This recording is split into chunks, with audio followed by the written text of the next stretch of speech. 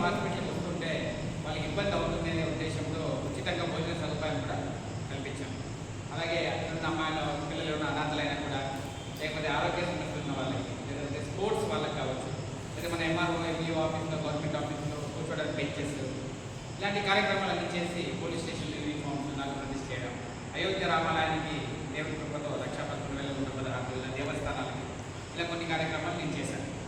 అంటే దానిలో 2 కారణాలు ఉన్నాయి. ఒకటి ఏంటంటే మా ఇంటి పేరు పరిగి కావడం, నా పేరు పరిగి వెళ్ళిపోవడం, తర్వాత నా ఫస్ట్ అబ్బాయి, తర్వాత అమ్మాయి లేదు తర్వాత అమ్మాయి పేరు మీద ఒక ట్రస్ట్ ఏర్పాటు చేశాను.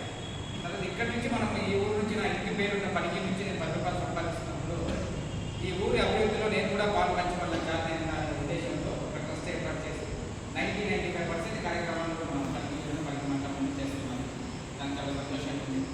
నేను చాలామంది అంటే నాకు ఆర్ఎస్ఎస్లో పరిచయాలు ఉన్నా కూడా చాలాసార్లు రావాలని అనుకుంటున్నా. సో ఇక్కడ నన్ను పిలవడం నాకు చాలా సంతోషంగా, ఒక అదృష్టంగా కూడా నేను భావిస్తున్నాను.